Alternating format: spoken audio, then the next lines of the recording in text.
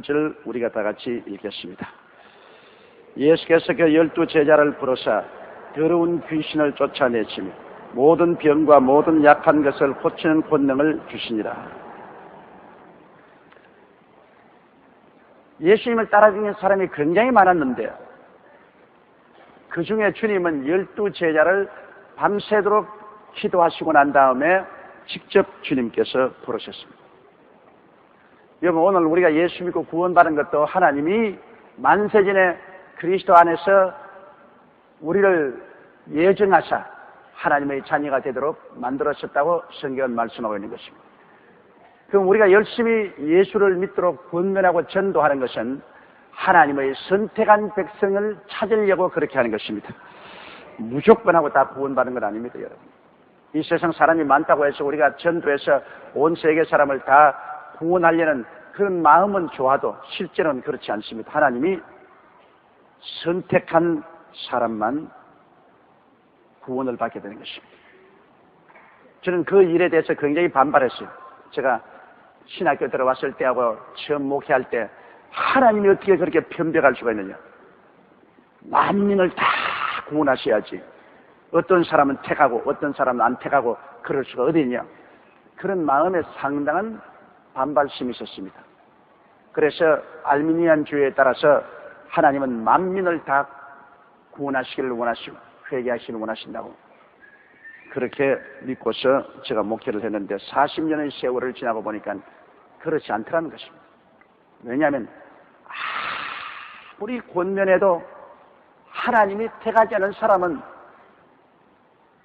계란으로 바위 때리기를 아무리 해도 안 되더라는 것입니다. 그러나 상당히 겉으로 보기에는 완악하고 버림받은 사람 같지만은 하나님이 택한 사람은 계속 기도하고 권면하니까 그냥 바위산이 무너지고 예수를 믿더라는 것입니다. 그런 오랜 세월을 통해서 경험을 해본 결과로 역시 하나님이 만세전에 구원시키기로 예정하시고 택한 사람은 전도하면 회개를 하고 구원을 받고 그렇지 않은 사람은 끝까지 저항하고 반항을 쌓았습니다.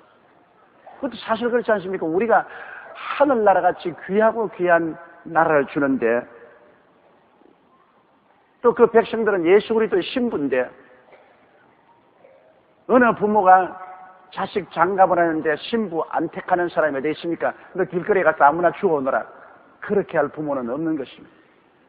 신부를 구하면은 부모는 상당히 기도를 많이 하고 신중하게 그 아들이 좋은 신부를 구하기를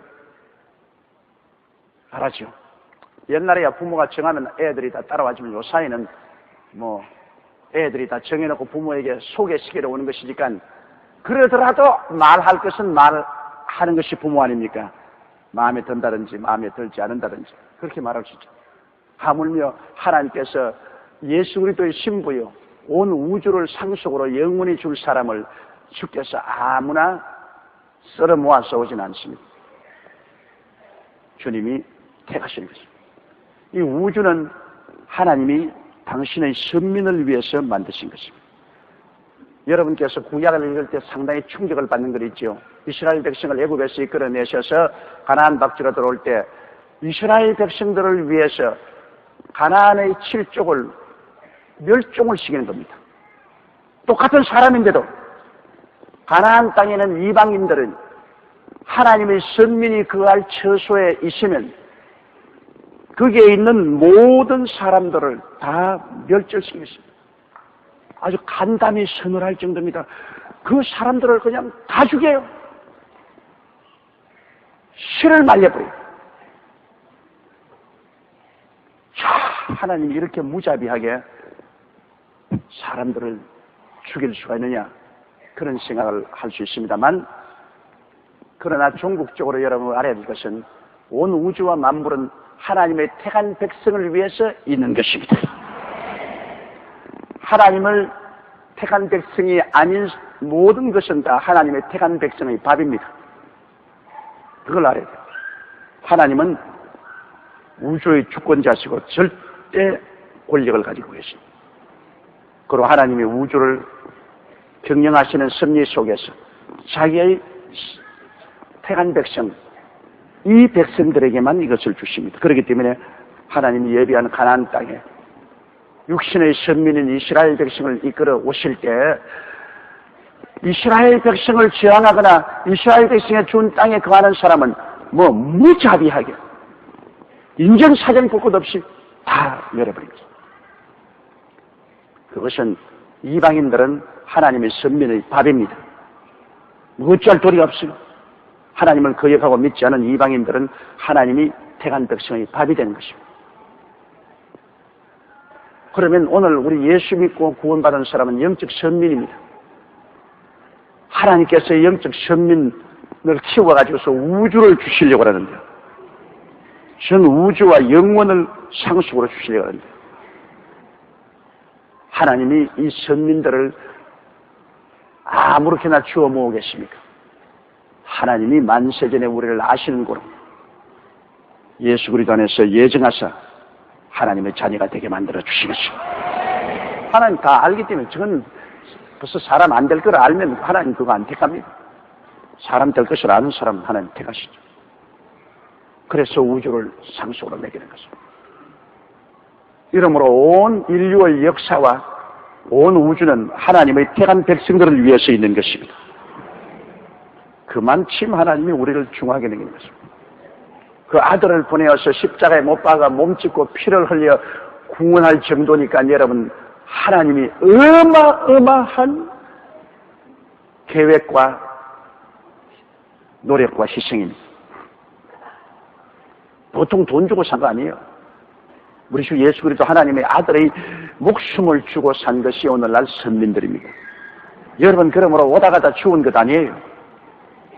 하나님 미리 아시는 거로 그리스도 예수 안에서 하나님의 자녀가 되도록 예정하신 것입니다. 그래서 하나님 불러주신 것입니다. 이 얼마나 귀하고 귀한 일입니까? 우리가 그러므로 아무리 이 세상에 감사할 조건이 없다고 할지라도 내가 예수 믿고 구원받은 것 끊임없이 감사해야만 되는 것입니다. 계속 감사해야 돼요. 우리 예수 믿는 사람 우울증에 걸리면 안 돼요. 우울증에 걸리고 세상에 살고 싶은 마음이 없어지고 피곤해지면 안 돼요. 그리고 불평하고 원망하면 안 돼요. 왜? 하나님의 택함 받은 것만으로도 너무너무 기가 막힌데 이 큰 애를 잊고도 우리가 감사하고 기뻐하지 못한다면 하나님의 선택에 대한 욕이 되는 것입니다. 하나님의 선택해 주신 이 크시고 영화로우신 은혜에 대한 감사를 하지 않는다면 하나님에 대한 욕이 되고 맙니다. 이러므로 여러분 우리는 매일같이 매시마다 우리를 그리스도 안에서 예정하사 하나님의 자녀가 되게 하신 우리 아버지 하나님의 그 크신 은혜에 감사와 찬송을 드리고 우리가 열심히 이웃 사람을 권면해서 예수 믿게 하는 것은 그 사람이 택함 받았으면 우리 권면을 받아들일 것이요. 택함을 받지 않았으면 우리가 아무리 권면해도 우리 권면을 안 받아들일 것입니다. 안 받아들이는 것은 그것은 택함을 받지 못하게 되는 것입니다. 우리는 누가 택함을 받았는지 모르기 때문에 우리는 때를 얻든지 못 얻든지 열심히 권면하는 것입니다. 그러나 결과적으로 보면 하나님은 우리 대한민국 사람들은 많이 택하기 때문에 이렇게 많이 부름을 받아 구원받습니다. 우리보다 먼저 복음을 전가한 일본은 그렇게 열심히 다들 전도했지만은 1억 2천만 중에 100만 명도 예수 믿는 사람이 없습니다. 그것은 결국 뭐냐? 하나님이 일본을 택하지 아니했다는 것입니다.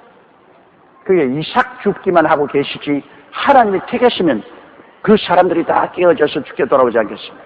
하나님이 이 세대를 아직 택하지 않았습니다. 우리 한국은 하나님이 이 나라를 많은 사람을 택했기 때문에 이렇게 단시일에 수많은 사람들이 예수님을 믿고 돌아오게 되었으므로 이로 인하여 우리 아버지께 무궁히 감사를 드려야 될 것입니다. 그러므로 우리가 일반적으로 예수 믿고 구원받는 것도 하나님이 미리 아시는 거로 예정하사 그리스도의 백성이 되게 했는데 하물며 주님의 사도가 되는 사람은 이것은 하늘나라의 12기초식입니다. 12기초식. 구약의 12지파는 구약 육신의 선민의 기초식이고 신약의 12제자는 신약 하늘나라의 12기초식입니다. 그러니까 그 보통 하나님이 아무나 부르겠습니까? 아니죠. 요한이 하늘나라 올라가면 하나님이 보좌 주위에 24 보좌가 있는데 거기에 24장로가 앉았더라. 그것이 바로 구약 12대표, 신약 12대표 합쳐서 24장로인 것입니다. 구약의 하나님의 선민과 신약의 하나님의 선민이 합쳐서 24장로가 되어 하나님 보좌 주위에 앉은 것입니다. 그러므로 하나님께서는 이 사도들은 우리와 같지 않습니다. 특별히 택하신 분입니다. 예수님께서 그 12제자를 부르사 더러운 귀신을 쫓아냈습니다. 하나님은 마귀와 귀신하고는 철천지 원수니까 이 귀신들은 바로 마귀의 군사로서 이 땅에 있으면서 사람들을 도적질하고 죽이고 멸망시키는 최일선에 선 일을 합니다. 더러운 귀신, 악한 귀신, 점치는 귀신, 거짓말하는 귀신, 약하게 하는 귀신, 병들게 하는 귀신, 여러 종류의 귀신들이 최일선에 서서 사람을 괴롭히기 때문에 주님이 사도들을 택해서 제일 먼저 준 권세가 귀신을 쫓아냅니다. 더러운 귀신을 쫓아내며 그다음 모든 병과 모든 약한 것을 고치는 권능을 주십니다. 모든 병과 모든 약한 것을 고치는 권능을 주셨다. 그러면 우리 하나님이 왜 택한 12 사도에게 귀신 쫓아내는 것하고 병 고치고 약한 것을 고치는 권능을 주었느냐? 하나님의 나라는 귀신이 있을 수가 없으며 병과 연약한 것이 있을 수가 없기 때문인 것입니다. 그러므로 하나님은 하나님의 사도들에게, 예수님의 사도들에게 귀신 쫓아내고 병 고치고 약한 것을 고치는 권능을 그들에게 주셨습니다. 그러므로 하늘나라 복음의 증거에는 반드시 귀신이 쫓겨나가야 되고 병이 고쳐져야 되고 약한 것이 치료받아야 되는 것입니다. 이것은 하나님의 나라에 귀신이나 병든 자나 약한 자가 있는 것을 원하지 않습니다. 하나님은 귀신을 미워하시고 병을 미워하시고 연약을 미워하시고 이것만은 우리가 철저히 알아야 돼요. 예수님의 사역의 3분의 2는 귀신을 쫓아내고 병 고치는 데 보냈습니다. 귀신 쫓아내고 병 고치는 것이 그렇게 중요하지 않다면 예수님이 왜 당신의 사역의 3분의 2를 병 고치고 귀신 쫓아내는 데 보냈습니까? 하늘나라는 귀신을 쫓아내고 병을 고쳐요. 오늘날도 여러분, 이 하나님의 교회는 우리는 사도들은 아니지만 하나님의 교회와 주의 종들과 하나님 백성들에게는 하나님께서 어느 정도의 권세를 주셨는데 그 권세는 뭐냐? 귀신 쫓아내고 병 고치는 권세를 어느 정도 다 주셨습니다. 그 권세가 많고 적은 것은 차별이 있지만 하나님의 교회와 하나님의 백성들은 그 기도와 믿음을 통해서 모두 다 어느 정도 귀신을 쫓아내고 병을 고치게 되어 있습니다, 여러분. 그거 꼭 실행해야 돼요. 사도들에게는 죽은 자를 살리는 권세를 주었는데 사도 이외에는 죽은 자를 살리는 권세는 안 주었습니다. 우리 주 예수 그리스도와 사도들만은 죽어서 저 건너편에 간 사람도 죽음의 다리를 건너서 도로 불러들일 수 있습니다. 그래서 베드로와 바울 선생 같은 분 이미 죽어서 저 건너편에 간 사람을 도로 불러서 돌아오게 한 사건이 여러 곳에 있는 것을 여러분 압니다. 그런 것은 우리 주 예수 그리스도와 사도들에게는 주셨지만은 우리 일반적인 오늘날에 와서 주의 종들이나 성도들에게는 그런 권세는 주지 않았습니다. 그러나 우리에게 준 권세는 귀신을 쫓아내고 병을 고치는 권세는 모든 사람에게 다 주는 것입니다. 마가복음 16장에 주님이 믿는 자들에게는 이런 표적에 따르니 저희가 내 이름으로 귀신을 쫓아내며 새 방언을 말하며 뱀을 집으며 무슨 독을 마실지라도 해를 받지 아니하며 병든 자에게 손을 언전적 나으려고 말합니다. 이것은 하나님의 교회와 성도들에게 준 하나님의 권세인 것입니다. 여러분이 그런 권세가 있다는 것을 알아야 돼요. 자기가 권세 있는 것을 알아야 돼요. 그래서 귀신을 대할 때 부들부들 떨면 안 돼. 귀신은 단호하게 예수 이름으로 물리쳐. 단호하게 싸워서 귀신을 물리치고 병도 단호하게 예수 이름으로 기도해서 물리쳐야 돼. 귀신이 쫓겨나가는 것이 하나님의 영광이고 병이 낫는 것이 하나님의 영광이고 연약이 낫는 것이 하나님의 영광입니다. 우리가 하나님의 영광을 위해서 일을 해야 되는 것입니다. 2절에요. 12사도의 이름은 이러하니 베드로라 하는 시몬을 비롯하여 그의 형제 안드레와 세베대의 아들 야고보와 그의 형제 요한. 다음 3절 계속합시다. 빌립과 바돌로메, 도마와 세리 막대, 알페오의 아들 야고보와 닷데오, 가나안인 시몬과 및 가룟 유다, 곧 예수를 판자라. 자, 12제자 중에 가장 큰 비극이 가룟 유다가 거기 들어간 것입니다. 가룟 유다는 영원 전부터 이미 그리스도를 팔 사람으로 정해진 사람이었어요. 성경에 보면 그렇게 되어 있습니다. 이 사람 얼마나 불행한 사람입니까? 12제자로 선택함을 받되 그는 벌써 영원 전에 예수 그리스도를 팔자로 이미 정해진 사람입니다. 하나님이 그렇게 정해놓으신 것은 어찌할 도리가 없죠. 하나님께서 바로를 보시고 내가 너를 통해서 하나님의 권능이 온 세계에 나타나도록 하기 위해서 너를 세웠습니다. 바로가 임금이 된 것은 바로를 통해서 하나님의 영광이 온 세계와 만대에 나타나게 하려고 바로를 세운 것입니다. 그러면 가룟 유다를 세운 것은 가룟 유다가 예수님을 팔기로 작정되어 있습니다. 이미 구약 성경에 보면 주님께서 내 상에서 밥을 먹는 자가 내게 뒷발꿈치를 들었다고 했습니다. 이미 가룟 유다가 예수 팔기 전에 이미 성경은 예수를 팔 것을 예언되어 놓은 이 가룟 유다야말로 참으로 불쌍하고 가련한 사람입니다.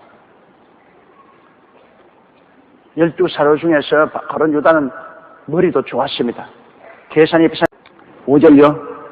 예수께서 이 12를 보내시며 명하여 가라사대 이방인의 일로 가지 말고 사마리아인의 고을에도 들어가지 말고. 왜 그때 예수님은 제자들에게 이방인에게도 가지 말고 사마리아인의 고을에도 가지 말라고 했냐면 그때는 아직 이방인의 때가 오지 않았습니다.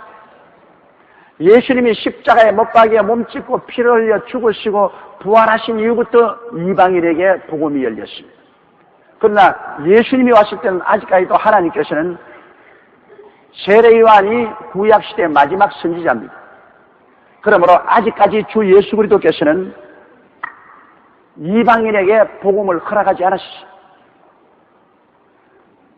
구원은 그때는 유대인에게만 한해 있었습니다. 유대인만이 선민이고 이방인은 아직 구원에 들어갈 수 없는 것은 예수님이 희생 제물이 되지 않았기 때문입니다.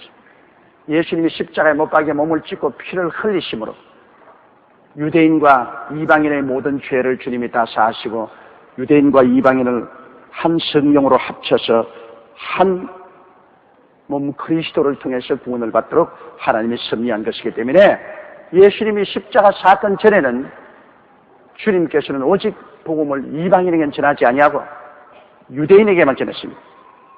사마리아도 가지 말라는 것은 사마리아는 순수 유대인이 아닙니다. 왜냐하면 유대인들이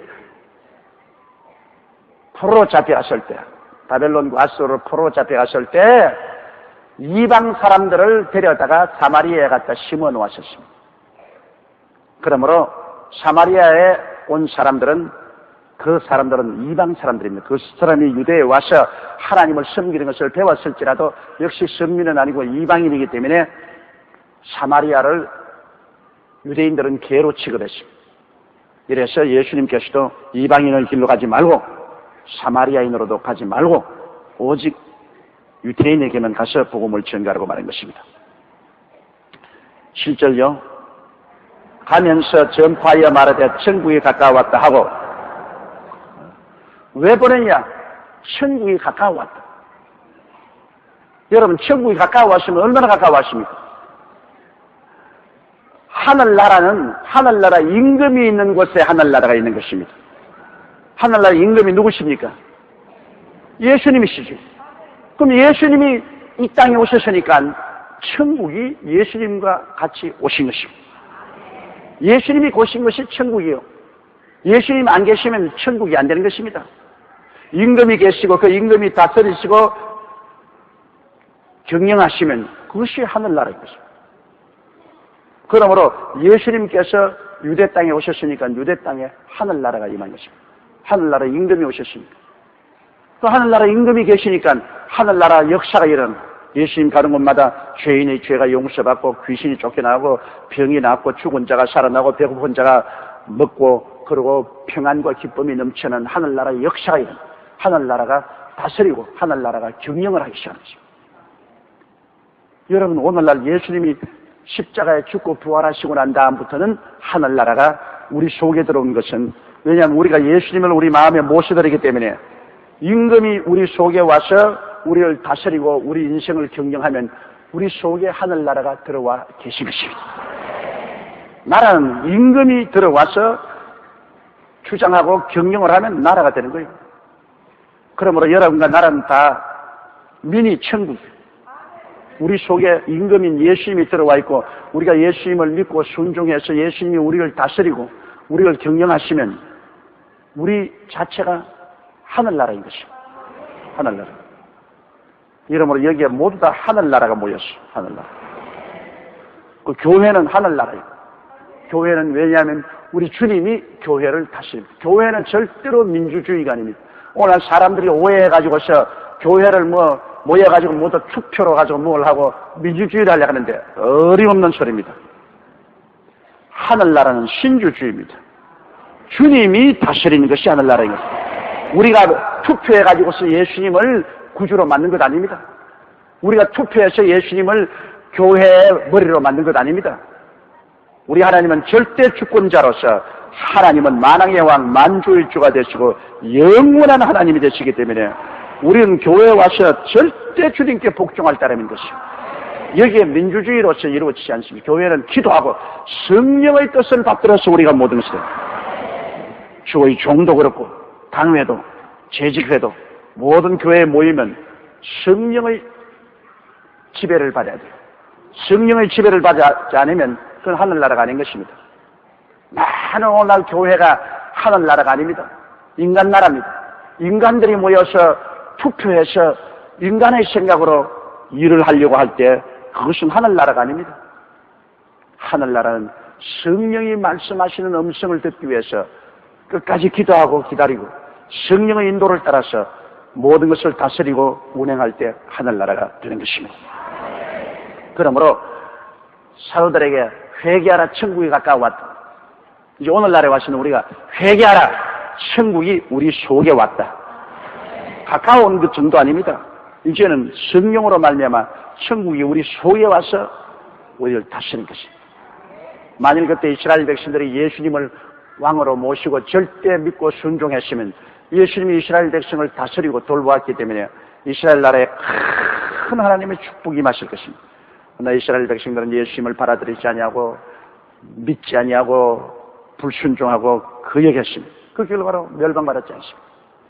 오늘 우리 예수 믿는 사람, 예수님이 임금님으로 오셨으면 예수님께 우리가 절대 복종하고 헌신하고 믿고 따라야만 되는 것입니다. 그래야 예수님이 우리를 임금님으로서 다스리고 우리를 경영해 주시는 것입니다. 하늘나라가 우리 가운데 들어와 있으면 우리가 뭘 걱정하겠습니까? 세상 나라가 우리에게 못해주는 것도 하늘나라는 능치 못하심이 없는 임금님이 다스리는데 뭐가 어렵겠습니까? 한파가 아무리 심하다더라도 우리가 하늘나라에 온전히 우리 자신을 내어 맡기고 우리가 믿고 순종해 나가면 주님이 책임져 주시고 다스리는데 걱정할 것이 무엇이겠습니까? 하늘과 땅의 모든 권세를 가지신 예수님이 우리와 같이 계시는데 우리가 무엇이 두려울 것이며 무엇이 놀랄 것이겠습니까? 그러므로 가면서 전파하여 말하되 천국이 가까웠다 하고 천국이 가까웠으면 천국에 증거가 나타나야 될 거 아닙니까 여러분? 그렇잖아요? 천국이 가까워오면 천국에 증거가 나타나야 돼요. 증거 없는 천국은 안 돼요. 반드시 새가 한 마리 앉았다가 날아가도 깃털이 떨어지는데 하늘나라가 가까워왔다 했으면 하늘나라가 가까운 증거를 보여야죠. 우리가 문민정부가 떠나가고 제6공화국인 우리 김대중 대통령이 정부에 들어오면 들어온 증거로서 개혁과 여러 가지 개방 조치가 이루어지는 것입니다. 오면 그분이 오는 데 따라서 증거가 나타나야 돼요. 증거 없이 아무것도 없이 그냥 왔다 갔다 하는 날 하늘나라 임금이 오셨으니 그 임금이 오시면 어떤 일이 났냐. 여기 이제 성경에 8절에요. 병든 자를 고치며 죽은 자를 살리며 문둥이를 깨끗이 하게 하며 귀신을 쫓아내되 너희가 그저 받았으니 그저 주어라. 하나나라가 가까이 온 증거가 병든 자가 고쳐지고 이 사도들이 준 특권입니다만 죽은 자를 살리고 문둥이를 깨끗하게 하며 귀신을 쫓아내되 너희가 그저 받았으니 그저 주어라. 하늘나라는 장사하는 것이 아닙니다. 하늘나라 은사를 가지고서 돈 받아먹고 장사하면 이거는 절단강산입니다. 성전에서 장사하는 사람들을 예수님이 채찍으로 다 내어 쫓았지 않습니까? 하늘나라를 빌미로 해서 절대로 돈 벌어서는 안 돼요. 오늘 많은 사람들이 하늘나라를 이용해가지고서 자기의 사적인 돈을 벌려고 하는데 그건 안 돼요. 그거는 절대로 주님께 채찍 맞을 일이고 주님이 그런 사람을 내어 쫓습니다. 하늘나라는 그를 빌미로 해서 돈 버는 곳이 아니고 하늘나라는 우리가 어쩐지 자꾸 하늘나라를 왕성하게 만들어야 되는 거죠. 하늘나라가 잘 되게 해야 돼요. 하늘나라는 우리가 언제나 헌신하고 봉사하고 드리는 것이 하늘나라입니다. 하늘나라를 우리가 이용해서 그곳에서 우리의 구복을 채우려면 그것은 절대로 안 됩니다. 하늘나라는 우리가 자꾸 드려야 돼요. 몸 드리고 시간 드리고 물질 드리고 그 하늘나라에 무슨 일을 우리가 맡으면 우리가 최선을 다해서 그 하늘나라 일을 가장 영광스럽게 해야 되는 것입니다. 내가 다 손해나고 잃어버린다 하더라도 하늘나라는 최고로 만들어야 돼요. 여러분 마리아가 옥합을 깨뜨린 거 보십시오. 그런 심정을 가져야 되는 것입니다. 마리아가 자기 평생에 모아놓은 기름, 시집 갈 때까지 가려고 모아놓은 그 옥합을 예수님을 섬기기 위해서 미련 없이 옥합을 깨뜨려서 그 기름을 예수님 머리에 붓고 발에 붓고 그 탐욕을 가진 가룟 유다가 뭐라고 했습니까? 어찌하여 이 돈을 가난한 사람에게 주지 않냐고 이렇게 낭비하는 거야. 성경은 말하면 가룟 유다는 돈깨를 맡은 자라 지가 도적임으로 그렇게 했다고 했습니다. 탐욕이 있었어. 그러나 예수님께서는 그 여자가 하는 것을 내버려둬라. 가난한 자는 너희가 항상 너희와 같이 그 여자는 내게 참으로 좋은 일이에요. 이걸 제가 거룩한 낭비라고 합니다. 사람들은 왜 이걸 낭비하냐? 거룩한 낭비입니다. 예수님을 영화롭게 하기 위해서는 아무리 낭비해도 괜찮습니다. 만왕의 왕 만주의 주가 되시는데 그 하나님을 우리가 무엇으로 더 영화롭게 하겠습니까?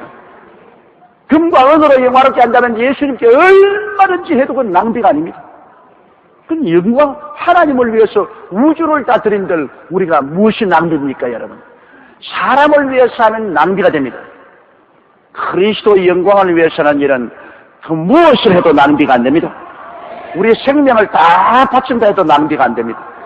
그러므로 예수님을 위해서 하는 일은 여러분 아끼지 마십시오. 예수님을 위해서는 목숨을 내놓아도 아깝지 않습니다. 예수님의 이름을 영화롭게 하기 위해서 필요하다는 어떤 일을 해도 그것이 낭비가 아닙니다. 오직 탐욕을 가진 사람들이, 자기의 욕심을 세우려고 하는 사람들이 예수님을 위해서 무엇을 하는 것을 끄리끼고 그 이익을 자기가 빼앗으려고 하니까 불평을 하죠. 그러므로 우리 주님에게는 우리가 모든 은총을 그저 받았으니 우리가 그 하나님의 은혜를 나눠줄 때 그저 주는 것입니다. 돈 받고 주는 것이 아닙니다. 그러므로 예수 이름으로 병 고침 받고 하나님의 기적을 행하고 난 다음 돈 내놓아라. 이것은 벼락맞을 짓입니다. 천국이 가까워 왔으면 병든 자가 반드시 고쳐져야 돼. 우리 교회에 천국이 성령으로 임하여 있으면 교회 병이 반드시 나야 돼. 교회 병이 안 나오면 큰일입니다. 이게 해도 좋고 안 해도 좋은 문제가 아닙니다. 바로 병 고치는 것은 천국의 기초입니다. 천국이 왔으면 병이 나야 돼요. 귀신이 쫓겨나가야 되고, 죽은 자가 살아나는 거야. 그건 사도들만 할 수 있는 것이니까 우리가 기대하지 못하지만, 오늘날에 사도가 아닌 우리 평범한 사람으로서 오늘 천국이 우리 가운데 임하여 계시면, 이 가운데는 회개하고 구원받는 역사가 일어나야 되고, 귀신이 쫓겨나가는 역사가 일어나야 되고, 병 고치는 역사가 일어나야만 되는 것입니다. 이게 일어나지 아니하면 그것은 모형적인 천국이든지 병든 천국이든지 반쪽 천국이든지 자고는 온전하지 못합니다. 그러므로 오늘날 우리는 사도시대에 하나님이 세우신 그 순복음으로 돌아가야 돼요. 순수한 순복음으로 우리 돌아가야 돼요. 천국 복음을 전가하면 반드시 그 가운데 하나님의 기사와 이적으로 천국의 속성이 나타나야 되나요? 9절요. 너희 전대 금이나 은이나 동이나 가지지 말고. 자, 이제 복음을 전가하러 나갈 때 그 예비로서 전대 금이나 은이나 동이나 가지지 말라. 복음을 전가하러 나가면 그 하나님이 불러서 내보낸 것이기 때문에 하나님이 주인 아닙니까? 예비는 주인이 주겠다는 것입니다.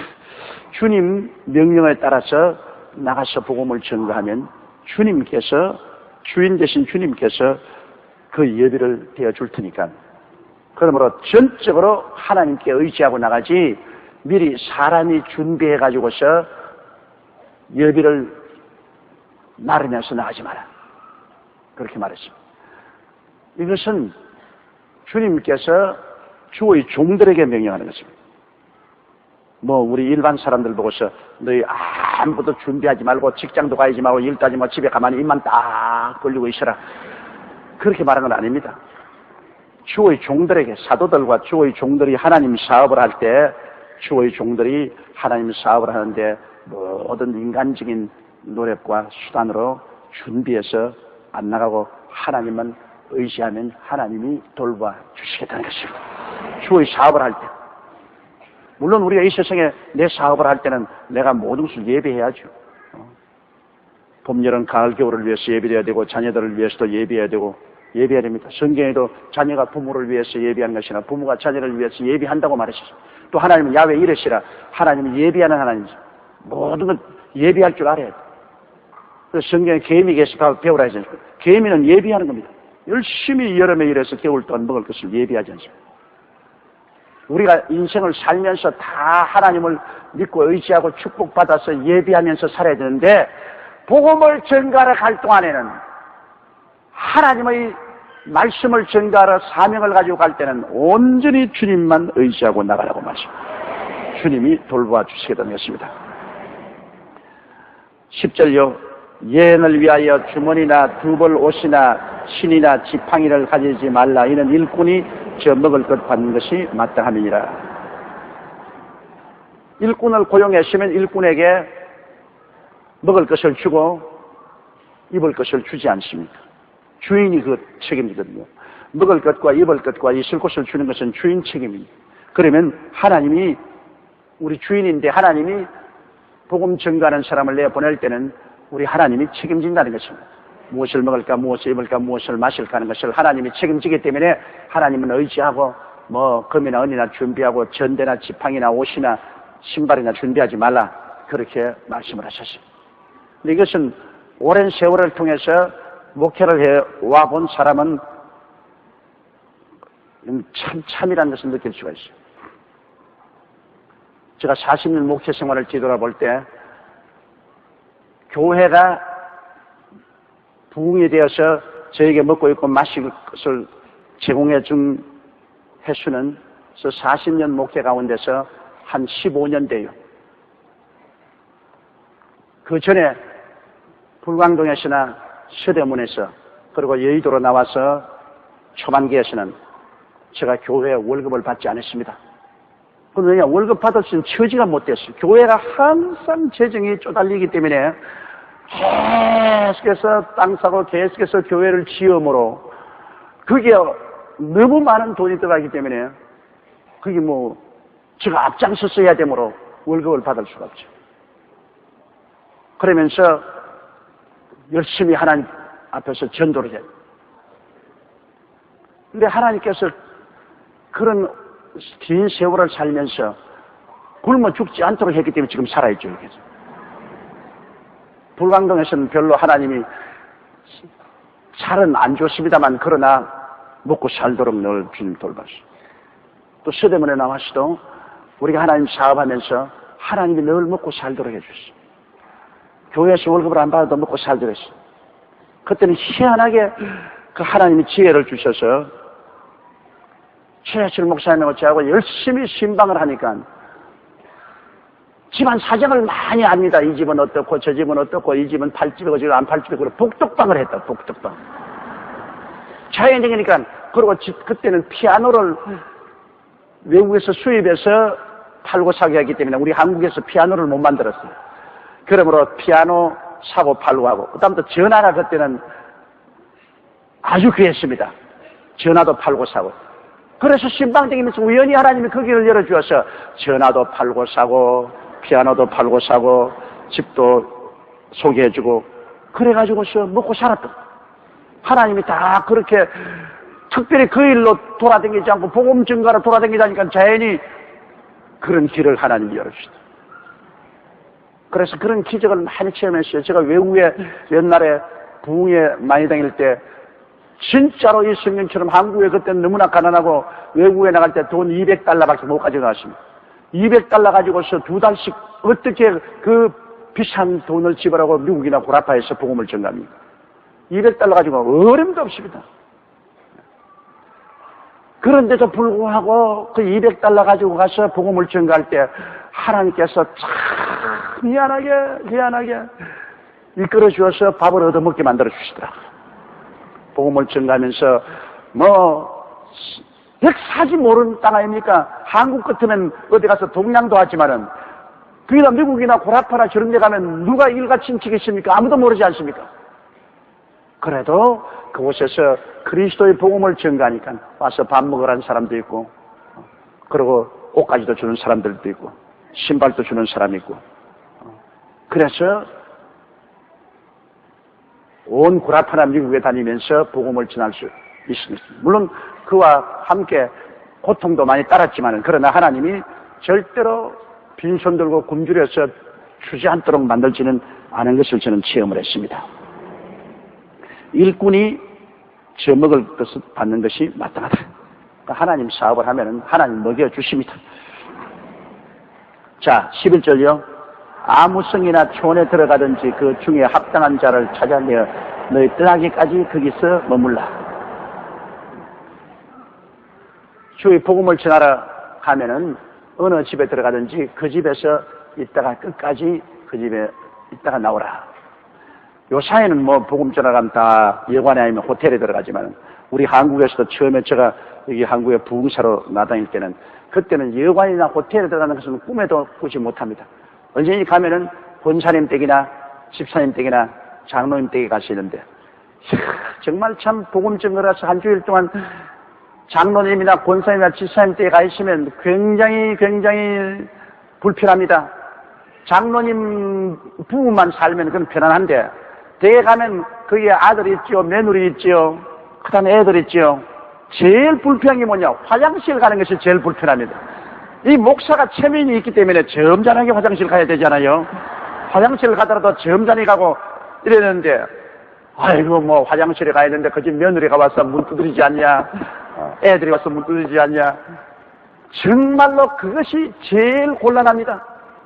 이러므로 그 부흥사로서 가 있을 동안에 제일 어려운 것이 화장실 사용하는 것이 제일 어렵습니다.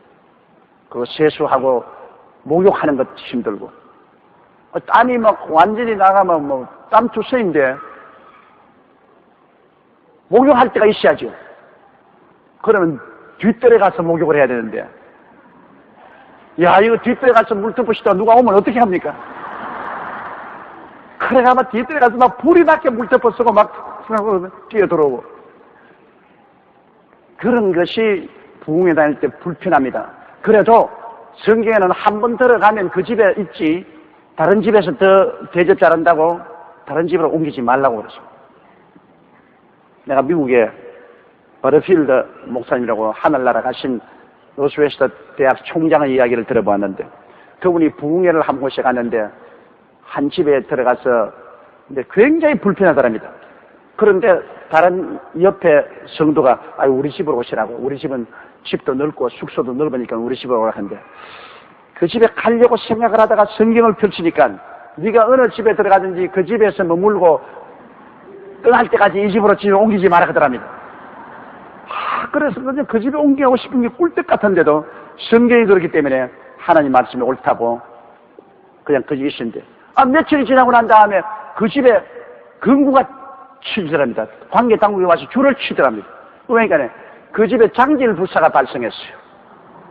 그래서 이 보건 당국에 와서 그 집에 줄을 쳤는데, 만일 그 집에 들어갔더라면 몇 달 동안 집에서 못 나올 뻔다 했어요. 그래서 그 어른이 내게 그 이야기했다. 내가 가고 싶은 생각이 여기까지 올라왔는데 성경 말씀에 이리저리 옮기지 말라고 해서 안 옮겼더니, 그 집에 옮겼으면 그 집에 장질 부사가 나을 때까지 나는 병 안 들어도 몇 달 동안 집 밖에 못 나오고 같이 있으면 다 했는데, 참으로 하나님 말씀이 가장 위대한 하나님의 지혜더라. 그 말씀을 하는 것을 제가 듣고 마음에 감동을 느꼈습니다. 그러므로 복음 전가를 가는 사람은 이 집에서 저 집으로 옮기지 말고 한 집에 들어가면 그 자리에서 12절에요. 또 그 집에 들어가면서 평안하기를 빌라. 여러분, 주의 종은 하나님의 사자이기 때문에 하나님은 언제나 하나님의 사자를 통해서 축복을 하신 것입니다. 그냥 하나님이 홍해수를 가를 수도 있는데 모세를 보고 꼭 지팡이를 내밀어 했습니다. 모세가 지팡이를 내미니까 홍해수가 갈라졌잖아요. 하나님이 아말렉을 쳐서 물리칠 수도 있는데도 불구하고 모세가 기도하니 하나님이 아말렉을 쳐서 물리쳤습니다.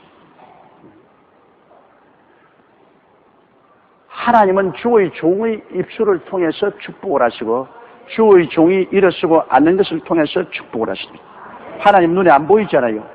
눈에 보이는 주의 종을 통해서 눈에 보이는 세계하고 접촉을 하는 것입니다. 하나님이 접촉하는 도구가 바로 주의 종입니다. 주의 종이 그 사람이 위대하고 훌륭하신 것이 아니라 하나님이 택해서 당신의 접촉점을 삼으신 것입니다.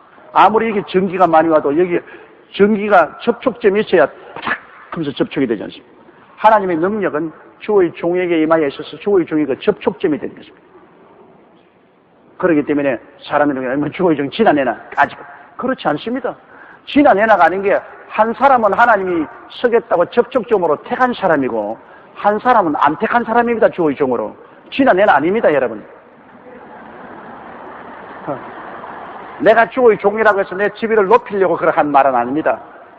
주의 종이란 자원한다고 주의 종이 되는 것은 아니에요. 하나님이 택해서 된 거예요. 모세의 손에 던진 막대기, 그거 마른 막대기지만은 그 막대기를 통해서 큰 기적과 역사가 일어납니다. 아무 막대기나 자원한다고 해서 모세의 손에 들려주지 않습니다. 하나님이 들려주신 막대기, 그가 바로 하나님의 권능이 나타나는 접촉점이 되는 것입니다. 주의 종이란 바로 하나님의 손에 들린 마른 막대기입니다. 하나님이 원해서 그 막대기 택했어요. 그러므로 설교를 좀 못하더라도, 좀 밑광스럽더라도 하나님이 종으로 사용하는 이상 그는 존경을 받아야 됩니다. 나는 이 40일 목회하면서 참으로 저에게 무리하게 대하고 저항하는 사람들도 많이 있었습니다. 저를 보고 니나 내나 네가 목사라고 해서 별 가치 있는 줄 아느냐, 나도 하나님 믿는 사람이다, 이렇게 해서 온갖 모욕도 당하고 고통도 당한 일이 많이 있었는데, 내가 지나오면서 보니까 그 사람들의 결과가 좋지를 않아요. 그 결과에 다 시들어지고 말아요. 그건 내가 잘나서 그런 거 아닙니다. 내가 주의 사업을 하는 동안에는 하나님의 손에 든 막대기이기 때문에 나를 치면 하나님을 치는 것입니다. 별 도리 없이 그렇게 돼요. 그러므로 성경에는 나의 기름 부은 자에게 손대지 마라 그랬습니다. 이러므로 우리 아버님, 어머님이 옛날에 부산에서 다른 교회 다닐 때 교회 분쟁이 생겼어요.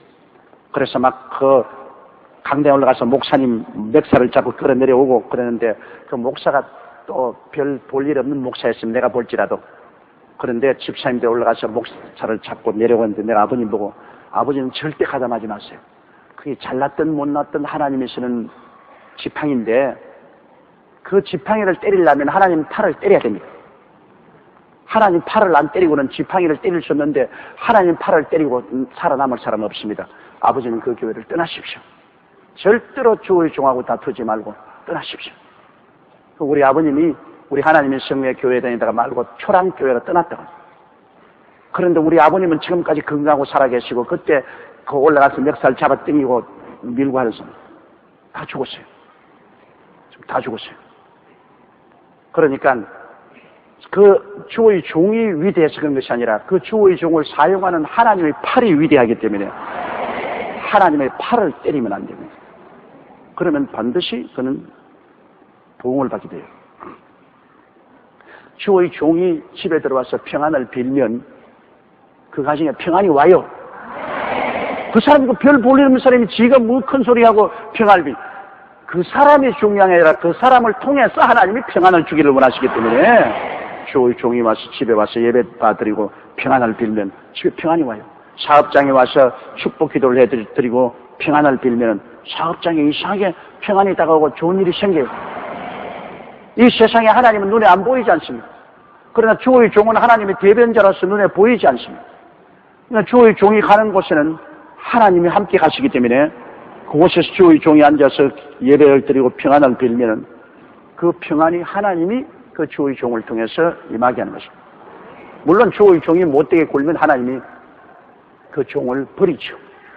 주의 종을 일어서고 않는 것은 주인에게 달렸습니다. 주의 종이 못되게 굴면 하나님이 버립니다. 그 하나님이 심히 다룹니다. 주의 종들 하나님이 굉장히 심히 다루어요. 하나님을 대변하는 일이기 때문에 잘못하면 정말로 하나님 명예가 달려있기 때문에 하나님 심히 다룹니다. 모세가 머리바에서 성내했다고 하나님이 모세 같은 위대한 종도 가나안 땅에 못 들어가게 했습니다. 느부산에서 죽게 만들었습니다. 이와 같이 제가 40년 목회를 해보니까요, 제가 하나님의 영광을 잘못 나타낼 때 하나님이 심히 다룹니다. 하나님이 굉장히 꾸짖으시고 하나님이 채찍을 때리십니다. 그러므로 아주 무서운 일입니다. 주의 종이 하나님을 잘못 대변하고 잘못하면 버림받죠. 그건 하나님이 하시는 일입니다. 하나님의 종이니까 주인이 얼마나 알아서 하시겠습니까? 평신도들은 그게 손댈 필요가 없습니다. 여러분께서 절대 하나님의 기름 부은 자에게 손대지 마십시오. 그거는 절대로 내게 손해옵니다. 다윗이 사울이 타락해가지고서 끝까지 다윗을 죽이려고 달라들고 몇 번이나 다윗 죽일 수 있는 기회가 왔습니다. 다윗이 굴에 숨어있는데 그 굴에 들어와서 사울이 잠을 잤습니다. 몇 번이나 죽일 수 있는 기회가 있는데도 불구하고 타락한 왕이지만은 다윗이 손 안 댔습니다. 주의 기름 부은 자에 손을 대지 않는다. 그래서 하나님이 다윗은 크게 높여주고 때가 오면 사울은 전쟁에 나가서 적군의 손에 죽게끔 만들었습니다. 다윗의 위대한 점은 그것이 사울을 존경해서 그런 게 아니라 하나님을 존경해서 그렇게 한 것입니다. 하나님이 기름 부으신 분이기 때문에 내가 하나님을 경외한, 하나님이 기름 부으신 것을 감히 내가 그 사람을 내가 어떻게 처치하느냐. 나를 죽이려고 끝없이 따라와도 나는 처치하는데 끝없이 도망을 치면서 처치 안 했습니다. 그래서 하나님이 다윗을 크게 사랑한 것은 다윗이 하나님을 공경했기 때문이었습니다. 다윗은 하나님을 굉장히 공경했어요.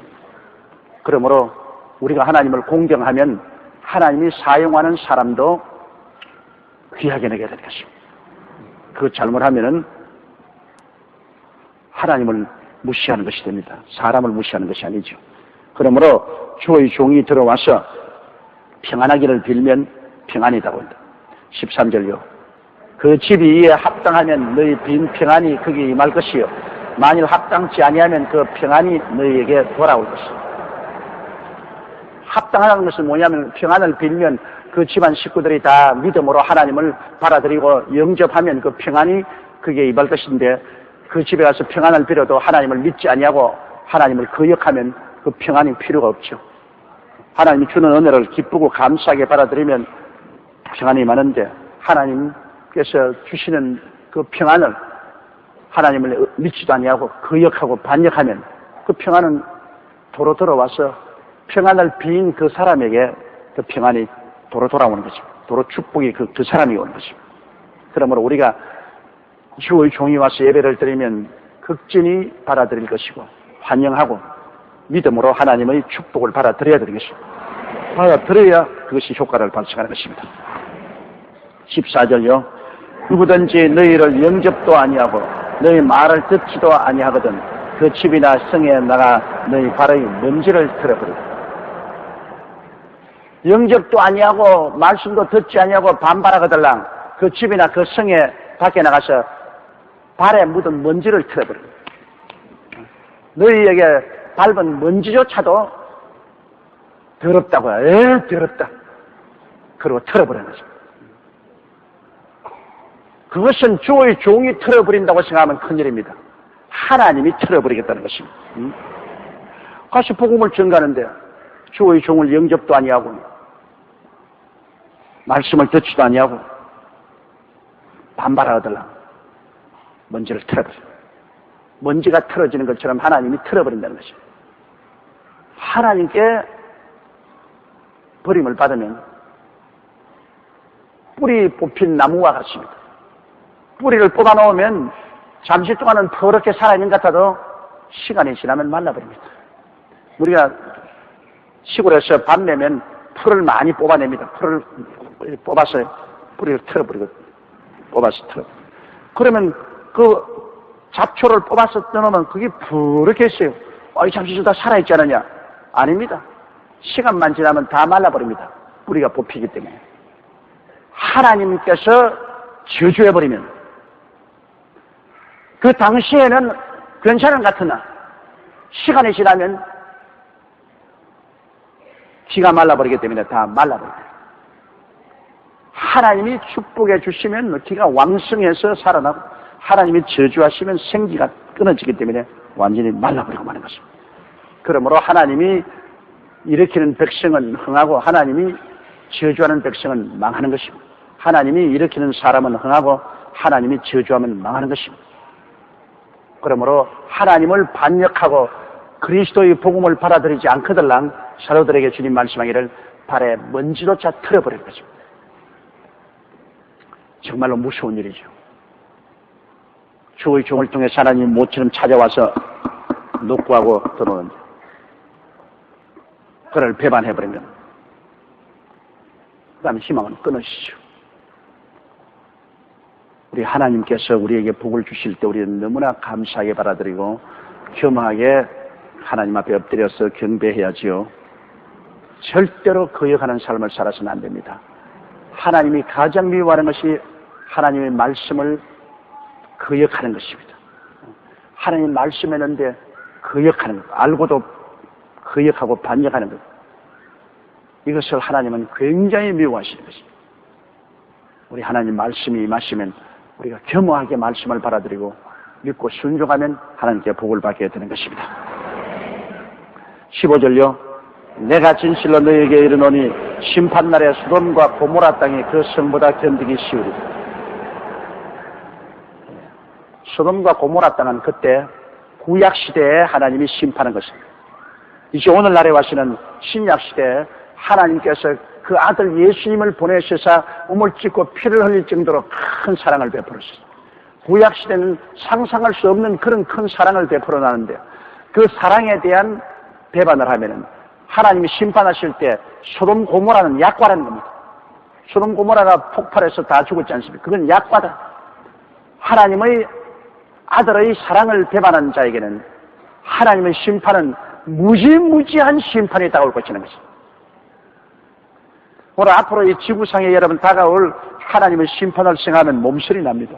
절대로 심판을 가볍게 생각하면 안 돼요. 하나님이 그리스도를 배반한 이 세계와 이 주민들을 하나님께서 무섭게 심판하실 거죠. 하나님 믿지 말고 내 주먹을 믿어라 그런 소리 절대 하면 안 돼요. 큰일 날 소리입니다.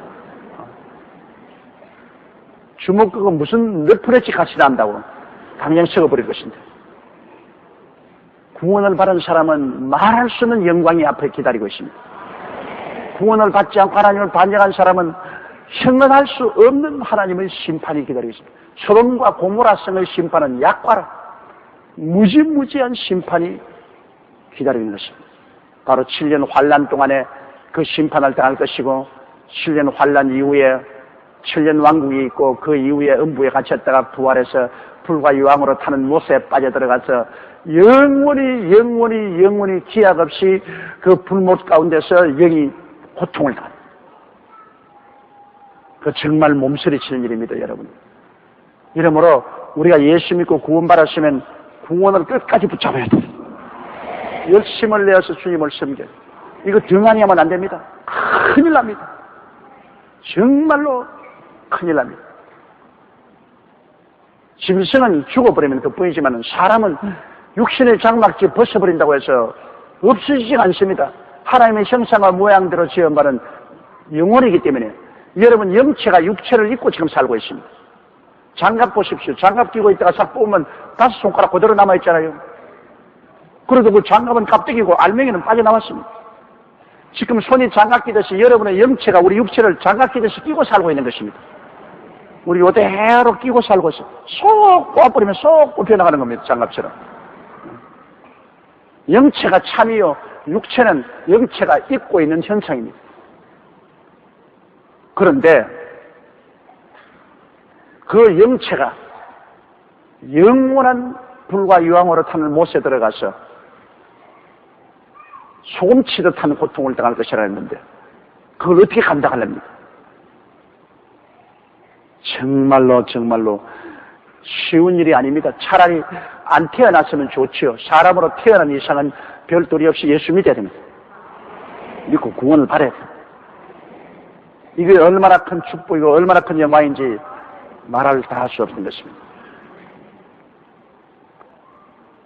16절요. 보라, 내가 너희를 보냄이 양을 이리 가운데 보냄과 같도다. 그러므로 너희는 뱀같이 지혜롭고 빌기같이 순결하라. 예수 믿는 사도들을 세상에 내보내서 복음을 전가라 보낼 때 예수님이 양을 이리 가운데 보낸 것 같아요. 양은 여러분 스스로를 보호할 수 있는 그게 없습니다. 양은 발톱도 없고 사나운 이빨도 없고 무시무시한 뿔도 없이도. 16절요. 보라, 내가 너희를 보냄이 양을 이리 가운데 보냄과 같도다. 그러므로 너희는 뱀같이 지혜롭고 빌기같이 순결하라. 예수 믿는 사도들을 세상에 내보내서 복음을 전가라 보낼 때 예수님이 양을 이리 가운데 보낸 것 같아요. 양은 여러분 스스로를 보호할 수 있는 그게 없습니다. 양은 발톱도 없고 사나운 이빨도 없고 무시무시한 뿔도 없습니다. 그러므로 양이라는 것은 정말 주인이 안 돌봐주면 절대로 스스로 살아나지 못해요. 그렇기 때문에 양은 반드시 목자가 있죠. 사자나 곰이나 이리는 목자가 없습니다. 그거는 사나운 발톱과 이빨과 사나운 힘이 있기 때문에 자기가 자기를 돌보지만은 양은 그저 사자가 물과 물려가고 곰이 찢으면 찢기고 이리가 물면 물리고 그뿐입니다. 자기 스스로를 방어할 힘이 없습니다. 그렇기 때문에 양은 반드시 목자가 있어서 목자가 창금을 가진지 요새는 총을 가지고 그냥 몸 쏘아버립니다. 가장 편안하고 안전하게 사는 것이 양입니다. 양은 언제나 편안한 들에서 풀을 뜯어먹고 살고 우리 속에 보호를 받죠. 그러나 싸나운 짐승일수록 싸나운 곳에 삽니다. 사자나 일이나 곰이나 싸나울수록 저 높은 산 절벽 뒤에 저 장거리에 싸나운 곳에 삽니다. 그러므로 우리가 주님 앞에 양이 되면 될수록 우리는 더 하나님이 편안하게 살게끔 도와주십니다. 싸나우면 싸나울수록 하나님의 손에서 멀리 떨어져서 이렇게 된 것입니다. 또 주님께서 주의 제 아들을 전도 보내면서는 양을 이리 가운데 보냅니다. 이 세상 사람을 이리로 보았습니다. 탐욕으로 말미암아 물고 찢고 싸우는 일입니다. 사실 그렇잖아요. 이 세상의 모든 것은 전부 탐욕입니다. 육신의 정욕과 안목의 정욕과 이 세상 자랑입니다. 이 세상에는 모두 다 욕심을 가지고 이합지사인데 하고 욕심이 같으면 오늘로 친구가 됐다가 조금이라도 욕심이 서로 이해상관이 부딪히면 갈라집니다. 모든 세상의 인간관계는 그 기본이 탐욕에 있습니다. 이기주의에 있고 탐욕에 있습니다. 그래서 탐욕이 배가 맞으면 서로 합쳐지고 안 맞아지면 떨어집니다. 이러한 탐욕이 꽉 들어찬 세계 속에 그리스도의 사도들을 보내니 어린 양을 보낸 것. 그러므로 뱀같이 지혜로. 뱀은 사탄 아닙니까, 여러분? 뱀은 완전히 탐욕의 근본입니다. 그런데 뱀같이 지혜로하는 것은 뭐냐면 이 세상 사람들은 전부 이해상관으로 무시무시하게 머리를 굴립니다. 내게 이익이 되냐 손해가 되냐 어마어마하게 굴리죠. 그러므로 뱀같이 지혜로워하는 것은 가서 바보같이 그냥 바보스러운 행동하고 바보스러운 말하고 그런 것 하지 말라는 것입니다. 이 세상 사람들이 전부 이해상관에 있어서 지혜롭게 살고 있는데 그처럼 나아갈 때 이 일이 하나님 나라에 이익이 되느냐 하나님 나라에 손해되느냐 그것 반드시 따지고 나가는 것입니다.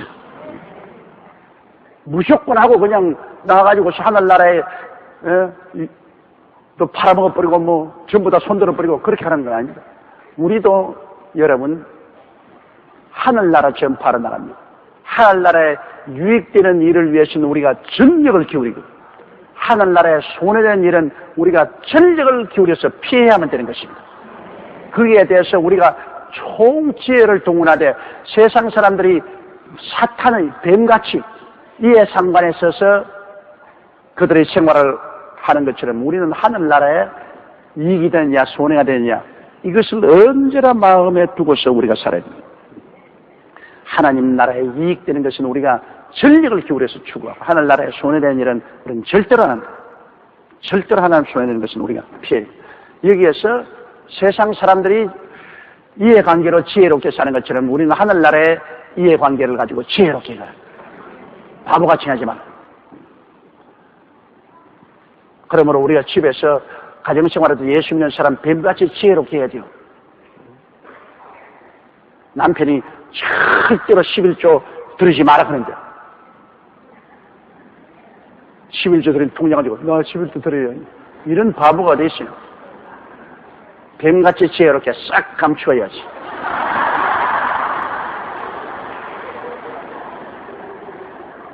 그게 바로 뱀같이 지혜로운 말인 겁니다. 뱀같이. 하나님 나라를 위해서는 감춰야지. 아이고, 거짓말하는 거 아닙니까, 여러분? 기생나합이 거짓말 잘하고 믿음의 용사가 되었습니다. 오늘 가족들 다 살죠. 그건 왜냐? 하늘나라를 위해서. 그 나라 위해서는 거짓말했죠. 여리고 임금을 위해서는 대해서는 거짓말이 됐지만 하늘나라를 위해서는 참말을 한 것입니다. 정탐꾼 두 사람을 숨겼습니다. 하나님에 대해서는 진실하게, 세상 나라에 대해서는 거짓했습니다. 뱀같이 지혜롭게 한 겁니다. 지혜롭게. 바보같이 여리고의 경찰관이 와서 여기 이스라엘 정탐꾼이 왔지? 왔어요. 어디 있노? 저 집 꼭대기 삼대 밑에 숨겨 놓았어요. 이런 바보. 그랬으면 자기도 죽고 자기 가족들도 다 죽었어요.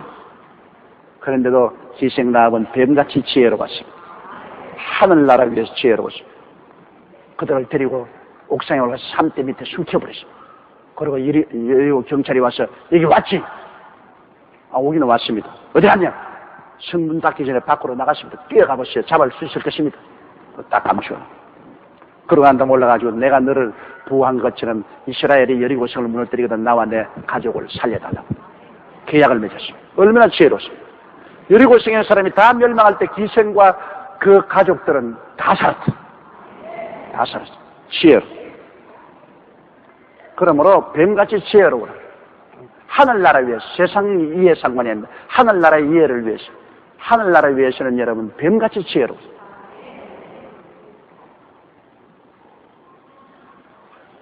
예수 믿는 사람이 그러므로 지혜롭게 말해야 우리 성도들이 지혜롭게 말 못해가지고서 제가 실형을 당할 때가 굉장히 많아요. 옛날에 그 최하실 목사님이 그냥 문짝이나 이런 데도 용을 그려 놓든지 뭐 이런 게 놓으면 다 때려 부숴라 했어. 어떤 부인이 그 말 듣고 그냥 남편이 군대 장성이었는데 군대에서 받은 뭐 기념품 뭐 이거 뭐 다 때려 부숴버렸어. 그 남편이 미쳐나. 막 내게 막 전화가 막, 야, 이 개새끼야. 목사가 막 완전히 개새끼가 됐어요. 야, 너희 교회에서 이렇게 가르치냐, 이 개새끼야. 다 물려내라. 내가 뭐 30년 동안 군대 생활해가지고서 받은 표창장하고 말이지. 이 모든 것, 다 때려 부어가 부숴놔버리고. 농장도 다 부숴놓고. 이게 너희 교회에서 가르친 것이냐. 내가 정말 땅을 팔도록 내가 우리 최하실 목사님들 그러던 이 세상에는 다 그런 것이 있습니다. 그것을 경배 안 하면 됩니다. 예배 안 하면 돼요. 그래 나중에 가족들이 다 예수 믿거든 그때 인원해가지고서 그걸 치워버리면 됩니다. 그러나 남편이 예수 안 믿는 사람에게 그런 것을 막 마구잡이를 해서는 큰 문제가 생겨요. 우리 최하실 목사님이 너무 과격해서 그걸 안 듣기 때문에 이런 최 목사님이 저 일어놓고 뒤처리는 내가 다 한다. 하루는 미국에서 전화가 왔다. 미국 분하고 사는 분인데 한국 사람인데 우리 최하실 목사님 권면을 듣고서 집에 들어가서 그 남편이 세계 여러 곳에서 모아놓은 골동품을 하나에 막 값이 뭐 수백만 원 나가는 이런 골동품 뭐 태국에서 가져온 거 어디서 가져온 거 이런 모조리 마당에 내가 다 불러 태워버렸다. 와, 그 영감이 국제 전화로 내게 걸어가지고서 자기는 소송하겠다. 이것이 당신이 가르친 것이냐. 국제적으로 손해배상하라고 소송에 들어가서 내가 소송 안 당하기 위해 덜덜이나. 그건 난 모른다고. 그건 최하실 목사가 당신 교회 전사냐. 전사라도 그분이 하는 말은 그분이 자기가 한 말이지 내가 한 말 아니고 내가 신경도 없잖아. 잡으려고 하면 그분 잡아라. 별 도리 없이 뭐 사정을 했죠. 그 지혜 없이 그렇게 행합니다. 그게 바로 뱀같이 지혜로운 말을 알지 못하는 것입니다. 집에 우리가 사는 동안에 예수 안 믿는 사람은 예수 안 믿는 세계를 가지고 있습니다. 우린 예수면서 우리 세계로 그걸 갖다가 완전히 독재를 할 수는 없는 겁니다. 그러므로 우리는 그 가운데서 지혜롭게 주님을 잘 섬기면서 살다가 나중에 그분도 예수 믿고 구원을 받으면 서로 인원해서 그 치워버려야 되는 것입니다. 인원도 안 하고 치워버리면 안 돼요. 그리고 괜히 지혜 없이 그냥 집에 가서 남편 보고 지금 마귀라 그러고 말이지. 그 애들조차 마귀가 왔다. 마귀가 밥 먹는다. 퇴근하더라면 마귀 왔다, 마귀 왔다.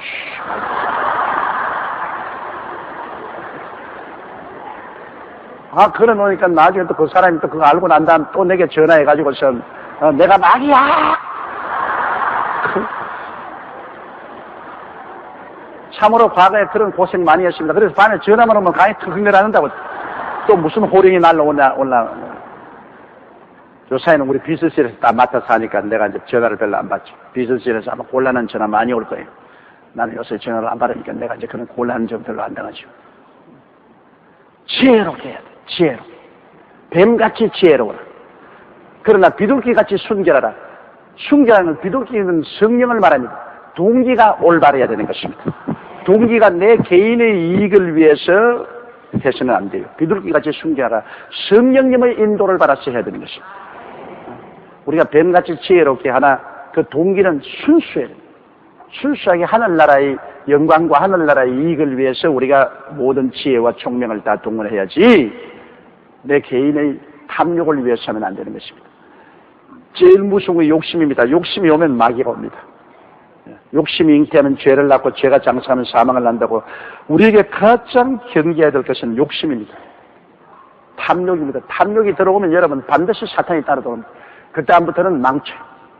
우리에게 탐욕이 들어오지 않고 언제나 성령이 와서 역사하시도록 성령이 우리 마음을 점령하고 욕심을 내지 말고 하나님의 영광을 위해서 살아야 돼요. 하나님의 영광을 위해서 하늘나라를 위해서 우리가 지혜롭게 세상 사람이 지혜로우면 우리도 그만큼 지혜롭게 행동을 하고 생각과 말과 행동을 지혜롭게 하고 우리의 마음의 동기는 항상 순수한, 비둘기같이 순수한 성령의 은혜와 인도를 통해서 우리가 살고 일을 해야 되는 것입니다.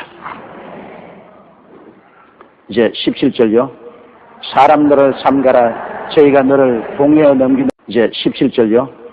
사람들을 삼가라. 저희가 너를 봉해에 넘겨주겠고 저희 회당에서 책질하라. 사람들을 삼가라. 사람들에게 전도하면서 사람들을 삼가라는 것은 뭐냐 하면은 우리가 사람들에게 그리스도의 복음은 전도하되 괜히 사람들하고 시비를 붙어가지고서 나중에 문제를 이야기하도록 그렇게는 하지 말아야 됩니다. 될 수 있으면 사람들하고 시비를 붙지 말아야 됩니다. 우리가 열심히 복음을 전가하다가 사람들하고 시비 붙어가지고서 그래가 뭐 소송에 걸리고 잡혀가고 뭐 온갖 이것은 우리가 굉장히 삼가해야 됩니다. 우리 복음을 전가할 때 시비에 걸릴 일이 많습니다. 예를 들어 말하면 나는 마음에 겁이 많은 사람이에요. 마음이 굉장히 약합니다. 최하실 목사님은 겁이 없는 분이에요. 참 담대하는데 가정집 한가운데 가서 막 전부 다 막 박수 치고 막 온 있는 집으로 통성기도를 하라고 합니다. 나는 그걸 못하고 그냥 그리고 주위에 다 사람들이 있으니까 내만 사는 게 아니니까 우리 찬송도 조용조용하고 기도도 조용조용하게 그래. 조용조용히 하죠. 시목사님 그 세상 거 다 해버린다. 비행이 안 된다. 쫙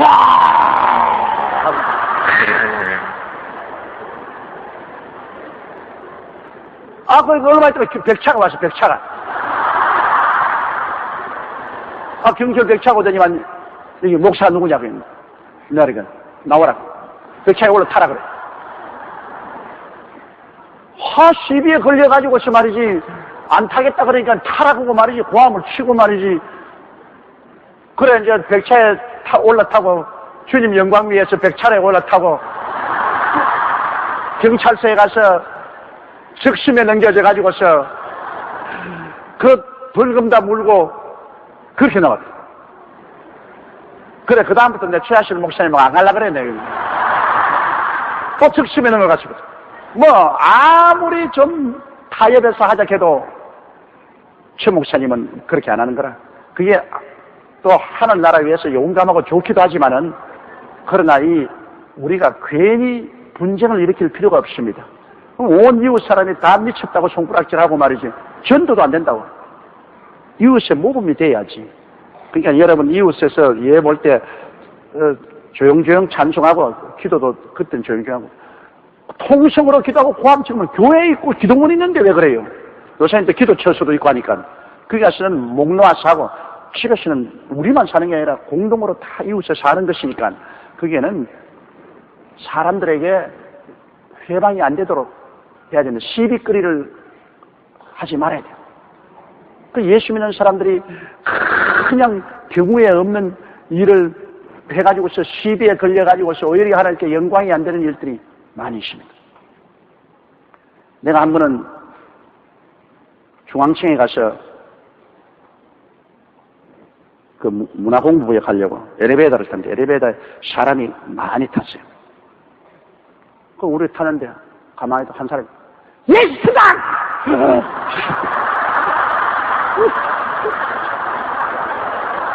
얼마나 놀랐던지 막 기절 초풍을 했다고 합니다. 그 엘리베이터 타고 올라갔는데 말하고 싶은 예수 믿으세요. 그럼 좋은데 큰 소리 막 예수당! 그러면 막 거기에 있는 모든 사람들이 죽일 놈의 자식, 이놈 자식, 이게 네 엘리베이터야, 이게 네 교회야, 막 이래 놓으니까 이거 뭐 도무지 이제 그때부터 그 사람들이 전도할 수가 없어. 와, 나도 막 목사님이 어찌 부끄러운지 막 말도 못하겠어. 그럼 자기는 사람들이 막 욕을 하니까 뭐라 하냐면 하늘나라를 위해서 핍박을 받는 자는 복이 있나니 천국이 저희 것이며 이러더라고요. 그거는 핍박이 아니라 무례하게 해서 욕을 얻어먹는 것입니다. 하나님께 욕을 돌리는 것. 그렇게 지혜 없이 행하고 무례히 행하는 사람이 있어요.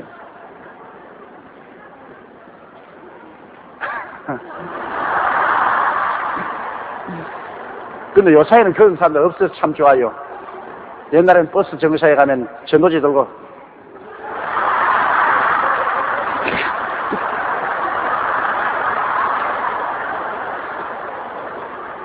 나도 믿기 싫어. 그 사람 따라가지고. 예수 믿는 사람이 하나님의 대변자로 최고 신사인데 최고 신사는 최고 신사답게 해야지 말이지. 그러고 돌아다니면 그 미친 사람 아닙니까? 안 그러면 아주머니들 말이야 까맣게 가지고 보따리 하나 들고서 그러면서 예수 믿더라 예수 믿더라. 그 사람들 보면 그거는 아주 쇼입니다. 쇼. 그리스도를 믿는 사람들은 하나님을 대변하는 사람이기 때문에 점잖하게 해야 돼요. 뭘. 존경을 받아야죠. 존경을 받아야 믿지. 존경을 받지 않는데 누가 믿습니까? 쇼가 되면은 전부 다 손가락거리가 되지. 언제나 우리는 말이나 행동이 존경을 받을 수 있다. 그리고 존경받는 가운데서 우리가 점잖하게 복음을 전거해야 돼. 사람이 그리스도의 대변자나 복음을 전한 자들이 이 존경을 잃어버리면 안 돼요. 언제나 존경이 있으면 신뢰도 오고 사랑도요. 부부간의 생활도 해줍니까? 남편이 부인에게 존경을 받아야 부인이 믿고 사랑도 해주지. 존경이 사라지면 사랑도 사라지는 것입니다. 존경받아야 돼. 그래 존경받는 사람이 전도하면 그 전도의 힘이 굉장히 있습니다. 능력이 있죠. 꼭 그런 것을 우리가 마음속에 생각하고 알아야 됩니다. 그러므로 사람들을 삼가하라는 것은 이 사람들 앞에서 그렇게 존경받지 못하고 지탄을 받을 일을 해가지고서 저희가 너희를 공에 넘겨주겠고 저희 회당에 책질하자. 그래 맞을 필요 없는데 고소당하고 책질당하고 즉심에 회부되고 그렇게 할 필요가 없는 것입니다. 18절요. 또 너희가 나를 인하여 총독들과 임금들 앞에 끌려가리니 이는 저희와 이방인들에게 증거가 되게 하려 하니라. 이것은 우리가 기독교 신앙 이후로 지금까지 나라마다 안 이런 일이 어디 있습니까? 심지어 예수 그리스도를 믿다가 국가적으로 핍박을 받아서 많은 사람이 총독이나 임금 앞에 끌려가고 사형당했지 않습니까? 절두산, 우리 앞에 있는 저 절두산, 저기 캐드릭, 우리 처음 전파대가 와가지고 3,000여 명이 저 절두산에서 목이 날아가서 한강물에 던졌지 않습니까? 우리 기독교의 신앙은 피로 물든 신앙입니다. 수많은 나라에 그리스도의 복음이 들어갈 때 처음 믿은 사람들이 순교를 당하고 피를 흘렸습니다. 그 피의 값으로 복음이 전파되었습니다. 여러분 우리는 참 좋은 때 예수 믿었어요. 우리 여기에 처음 복음이 들어오고 난 다음에 우리 2조 대원군 시대로부터 시작해서 얼마나 많은 사람이 피를 흘렸습니다. 그리고 일정 36년 동안에 일본 사람에게서 수많은 순교를 당했고 6.25 때 순교를 당했고 그 피의 값으로 우리는 편안히 예수 믿는 것입니다. 그 피가 하늘에 부러치기 때문에 그 피가 외치기 때문에 그 피의 값으로 하나님이 우리에게 평안을 주시고 우리에게 복을 주시니 우리는 정말 우리나라에서 예수 믿어도 너무나 좋은 때에 태어나서 편안하게 예수 믿는 것입니다. 그런 피를 흘리는 고통을 당하지 않고 예수를 믿는 것입니다. 물론 하늘나라에 가서 상급은 우리에게 적겠지만은 그러나 믿기는 얼마나 편안하게 믿는지요. 자, 19절요. 너희를 넘겨줄 때 어떻게 또는 무엇을 말할까 염려하지 말라. 그때 무슨 말할 것을 주시리니. 이건 성령이 우리 속에 계심으로 잡혀가서 신문당할 때 미리 무슨 말할까 생각하지 말라는 것입니다. 입에서 그때 생각나는 대로 말하라. 성령이 생각을 넣어주시고 말을 하겠습니다. 그건 정말입니다, 여러분. 제가 이 설교를 해보면요.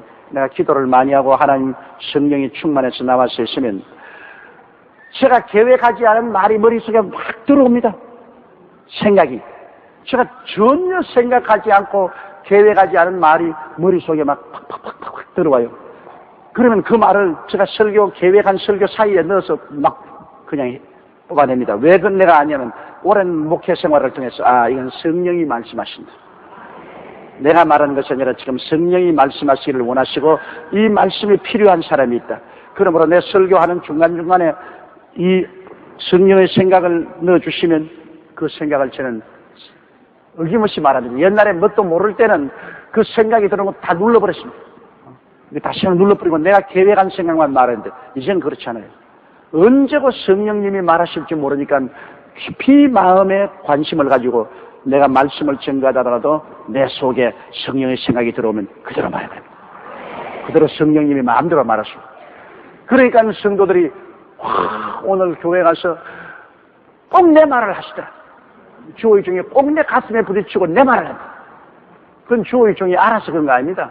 성령이 그 사람을 사랑해서 그때 주의 종의 입술을 통해서 말씀하는 것입니다. 이러므로 우리가 그리스도의 복음을 증거하다가 잡혀가서 핍박을 받을 때는 걱정하지 말라는 것입니다. 어떤 질문을 하더라도 그때 대답할 생각을 하나님이 머리에 주겠다. 하나님 성령이 주시는 생각, 위대한 하나님의 지혜로 주시는 말씀을 주겠다는 것입니다. 20절요. 말하는 이는 너희가 아니라 너희 속에서 말씀하시는 자 곧 너희 아버지의 성령이시니라. 우리는 이미 성령이 우리와 함께 계시지 않습니까? 우리를 고아와 같이 버려놓지 않았습니다. 우리의 일상생활 때 그래요.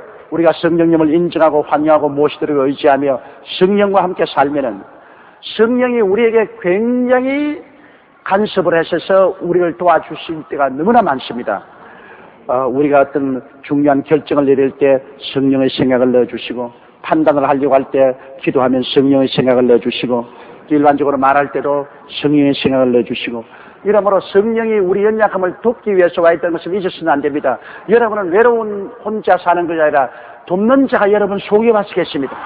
하나님의 성령이 여러분 속에 와서 계세요. 여러분이 깊이 기도하고 성령과의 교통이 늘 있으면, 또 무슨 일을 할 때도 언제나 성령의 도우심을 간구하면 여러분의 상상을 초월해서 성령이 여러분 마음속에 생각을 통해서 역사해 주는 것입니다. 여러분 성령 갑자기 꿈이 오고 환상이 오고 계시가 오고 그런 것이 아니고, 자연적으로 여러분이 살아가는 동안에 성령이 하나님의 생각을 머릿속에 넣는, 그럼 내가 생각하는 줄을 생각하는데 내 생각을 초월해서 다른 생각이 들어오는 것입니다. 그 성령의 생각입니다. 그럼 성령의 생각을 따라서 해야 돼요. 그러면 묘하게 맞아 떨어질 때가 많아요. 저는 그런 경우가 많이 있습니다. 내가 만나야 안 될 사람, 난처한 사람을 만날 위험이 있는데요. 내가 그곳에서 밥 먹고 있는데 갑자기 내 마음속에 생각에 밥 그만 먹고 나가라, 그런 생각이 들어옵니다. 그래 내가 밥 그만 먹고 나가고 나니까 바로 그 뒤에 그게 따라 들어온 사람이 내가 만나서는 안 될 사람이 거기 들어와요. 내 경험이 아주 순식간에 내가 나가자, 그 사람 다른 길로 들어와요. 이런 제가 여러 번 체험했습니다. 그럼 또 어떤 성령께서 내 마음속에 내가 갑자기 내가 밖에 한번 나가봐야 되겠다. 자꾸 나가라 그런 생각이 들어요. 밖에 나가면 내가 꼭 만나고 싶어하는 사람이 거기 딱 들어온다고요. 딱 만나. 그런 일을 참 너무나 많이 당했습니다.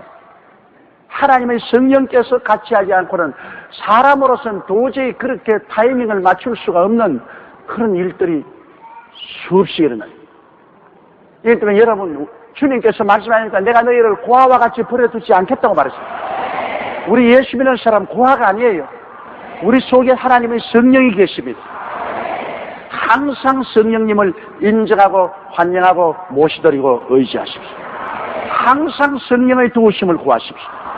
그러면 성령이 여러분 생각을 통해서 인도하여 주시는 것입니다. 여러분이 도저히 생각지 못한 그런 생각을 통해서 여러분을 인도해 주시는 것입니다. 마태복음 10장 21절에 있는 말씀을 우리가 보겠습니다. 장차 형제가 형제를, 아비가 자식을 죽는 데 내어주며 자식들이 부모를 대적하여 죽게 하리라. 여러분, 혈연관계라는 것은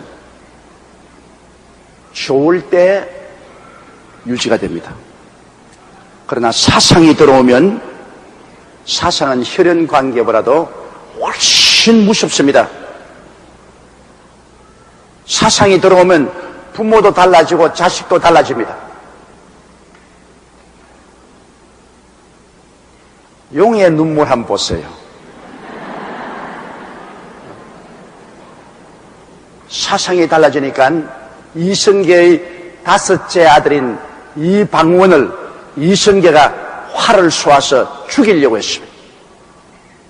자기 친아들이죠. 친아들을 아버지가 활을 쏴 죽이려고 했습니다. 부모 자식의 정은 끊을 수 없다고 하지만 사상이 달라지면 부모 자식도 원수가 되는 겁니다. 형제는 말할 것이 없죠. 방원이하고 방관이하고 형제 간에 싸움이 붙어가지고서 결국 형인 방관이 져서 유배를 가지 않았습니다. 용의 눈물이 우리 이시조선 초기의 역사를 설명한 것이기 때문에 그게 인간관계를 정단하게 우리에게 보여주고 있습니다. 오늘날 우리 사람들은 자 북한 동포니까 다 같은 피를 나눈 민족이므로 우리 북한 동포를 도와야 된다. 북한 동포를 도와야 된다. 나는 그렇게 로맨틱하게 생각하지 않습니다. 여러분 6.25 사변 때 보십시오. 그때는 지금보다 훨씬 우리가 갈라진 지가 얼마 되지 않았습니다. 그리고 민족의 동질성도 그때는 훨씬 깊었습니다. 남북 간의 혈연 관계도 더 깊었습니다. 그래도 김일성이는 남한을 쳐들어와서 무려 500만의 사람들이 상해를 입었습니다. 500만의 동포들이 죽고 상처를 입었습니다. 지금은 여러분 6.25 사변 때보다 훨씬 세월이 더 오래 지나고 전쟁을 겪었기 때문에 남북 간의 감정이 그 옛날보다 더 훨씬 악화되어 있습니다. 동포에 하지만은 사상이 다르면 동포가 무슨 소용이 있습니까? 동포가 아니라 똥포가 되는 겁니다. 사상이 달라지면 여러분 남보다 더 못해지는 겁니다. 그걸 알아야 돼요. 요사이 기독교 일부에서는 무조건하고 북한에 비료를 줘야 된다. 비료를 줘야 된다. 웃기는 소리 하지 마십시오. 사상이 달라져서 우리를 어찌하니 잡아 죽이려고 하는 거예요. 그게 비료 주고 쌀 준다고 마음이 녹아질 줄 압니까? 비료와 쌀로서 녹아질 정도 같으면 아무것도 아니에요. 사상이 달라지면 비료 아니라 황금을 줘도 안 달라집니다, 여러분. 그걸 알아야 돼요. 우리가 비료 도와주어서 쌀 주어서 북한의 전력만 돋구어주어서 우리 죽일 수 있는 힘을 자꾸 보태주는데 그런 로맨틱한 소리를 왜 합니까?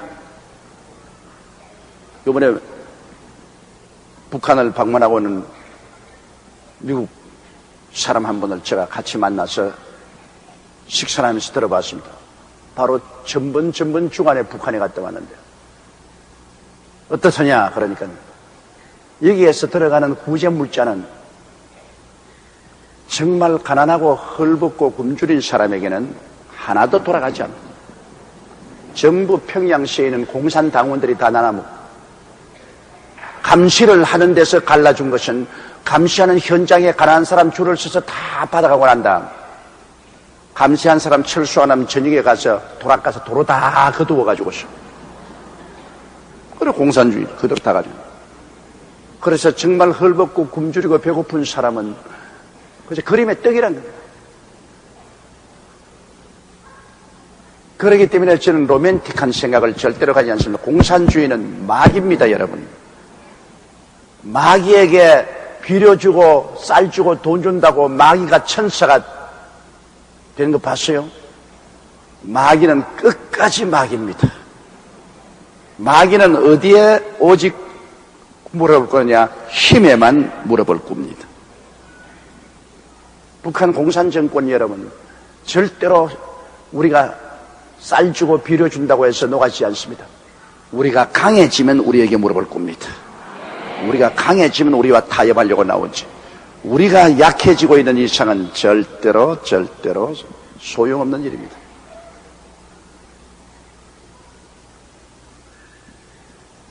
핏줄이란 것,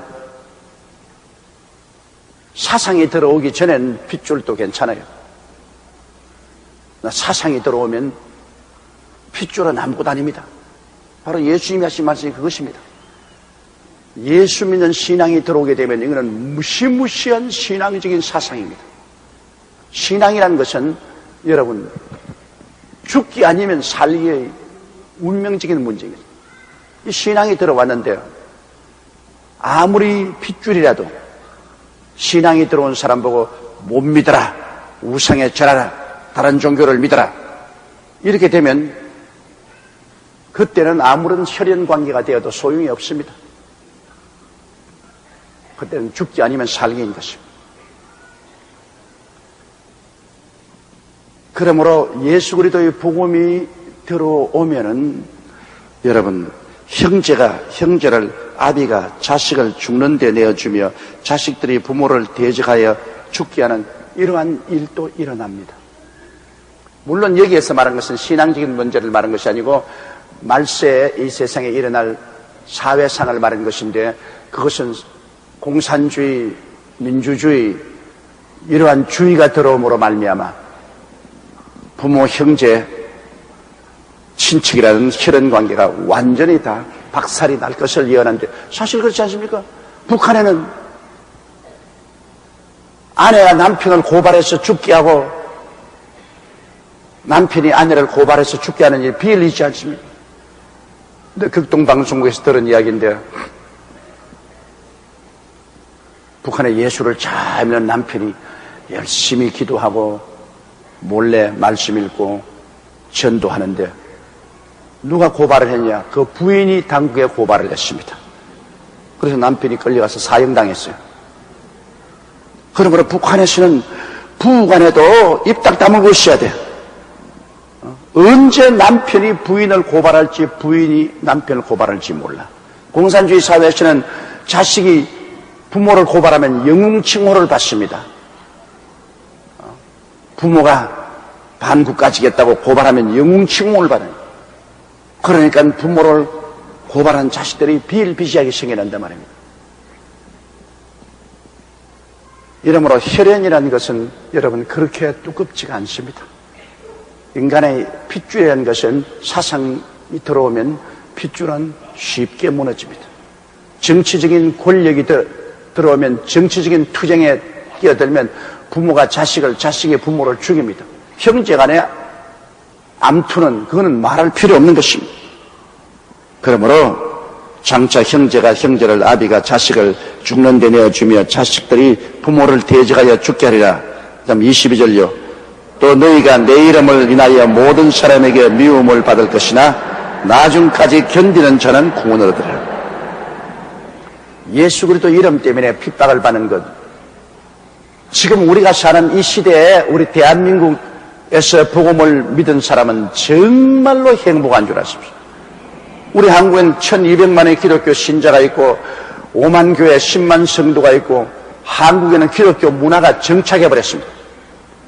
국민의 25%가 예수를 믿어 기독교 문화가 정착되어 버리기 때문에 지금 기독교를 공개적으로 핍박하지 못합니다. 1200만의 인구를 가진 기독교를 어떻게 핍박합니까? 우리는 벌써 기독교 학교로부터 시작해서 기독교 문화단체, 사회단체가 다 절비하게 깔려 있으며 기독교의 신앙사상으로 정치, 경제, 교육, 문화, 군사, 산업 모든 면에 뿌리 박혀 있습니다. 우리는 그러므로 이와 같은 가혹한 핍박 없이 편안하게 살죠. 그러나 북한에 보십시오. 북한에 공개적으로 예수 믿었다가는 그냥 추방 안 당하면 예수 이름 때문에 처형당하지 않습니다. 또 중국도 마찬가지입니다.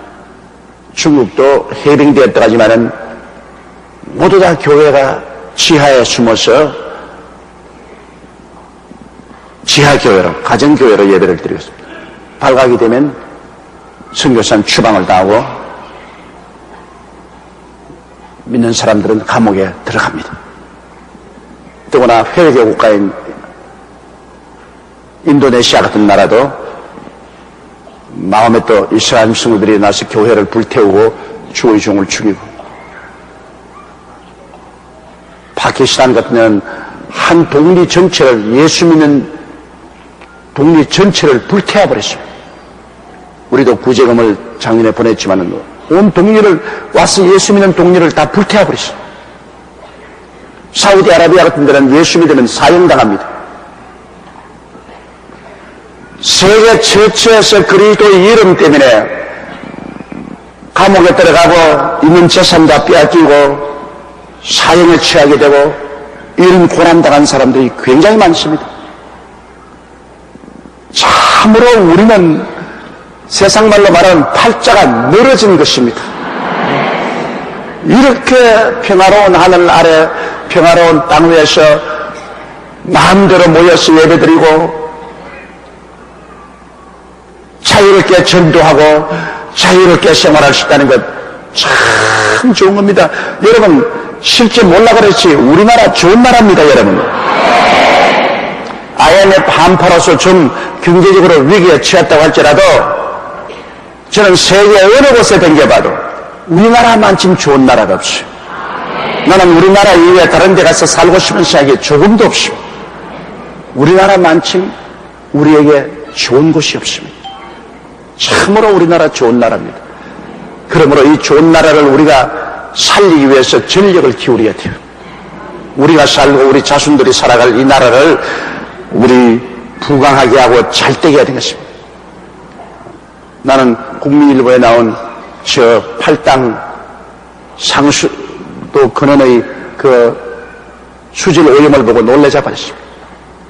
우리가 서울 시민이 다 먹고 마시는 그 수지 폐수들이 모여가지고서 썩은 냄새가 코를 찌른다. 그 누가 그러냐? 거기에 있는 요식업체들이 모두 다 폐수를 그냥 막 방류해가지고서 팔당호를 썩게 만든다. 이 팔당호 수질 문제를 해결해야 돼. 우리나라 좋은 나라 만들려면 우리나라가 산천을 보호해야 돼. 자연을 죽이면 우리도 같이 죽습니다. 우리는 자연과 함께 살아야 돼. 우리의 주위에 물을 맑혀야 되고 우리의 주위에 산천을 푸르게 만들어야 되고 새들이 마음대로 둥지를 치고 새끼를 까며 노래 부르고 짐승들이 뛰어놀고 낮이나 잠자리가 나를 수 있어야 사람도 살 수 있습니다. 자연이 황폐할 때면 사람도 황폐해야 되고 죽습니다. 사람과 자연은 운명 공동체인 것입니다. 그러면 우리나라를 사랑한다면 우리가 이 오염을 방지하고 자연을 보호해야 되는 것입니다. 이 우리 국민들이 다 손을 합쳐서 함께 해야 돼요. 그리고 우리나라의 우리가 법과 질서를 지켜서 잘 사는 좋은 나라가 되도록 우리가 애를 쓰고 힘을 써야 되는 것입니다. 누구 한 사람의 힘으로만 되는 것이 아니에요. 우리가 다 함께 짐을 지고 나가야 돼요. 이 어려운 IMF 산하에서 김대중 대통령 혼자만 짐을 걸머쥐고 나가도록 해서는 안 됩니다. 그 할아버지를 우리가 도와줘야 돼요. 생각해보세요. 나이가 76입니다, 여러분. 76인 할아버지 아무리 건강하다고 큰 소리 쳐도 나이는 못 속입니다, 여러분. 여러분 텔레비에 나와서 당신 몸을 보고 너는 병들 권리도 없고 의무도 없다 그렇게 명령을 한다고 하는데 말은 그렇게 하지만 몸이 들어줘야 말을 하지. 쓰시면 대통령 끝마치게 되면 80살이 됩니다. 그런 연로한 어른 혼자서 이 무지무지하게 어려운 짐을 짊어지고 가도록 우리가 내버려 놓으면 안 됩니다. 우리 국민이 함께 짐을 걸머쥐어야 돼요. 더구나 우리 교회가 열심히 기도하고 함께 짐을 걸머쥐어서 이 나라를 IMF 통치에서 벗어나게 하고 이 좌절과 절망에서 나와서 다시 우뚝 선 나라를 만들어야 됩니다. 그것은 우리의 합심된 노력이 아니고는 절대로 안 됩니다.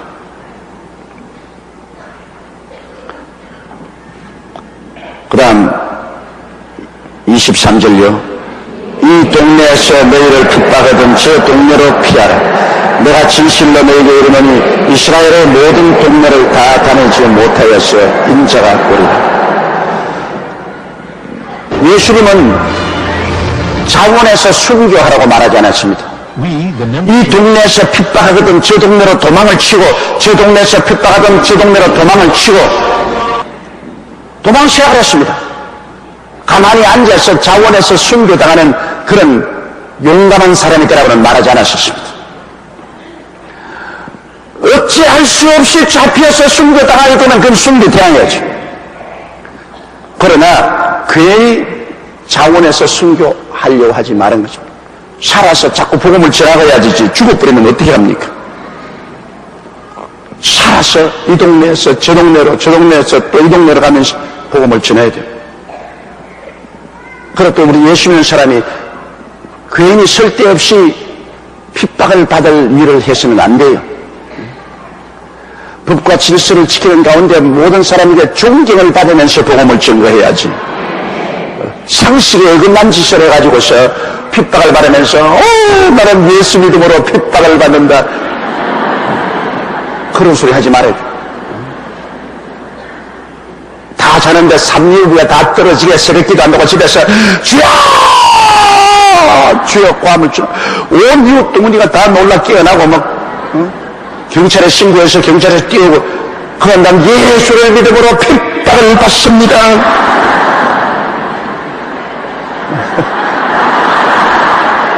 그런 상식에 어긋난 짓을 하지 말아야 돼.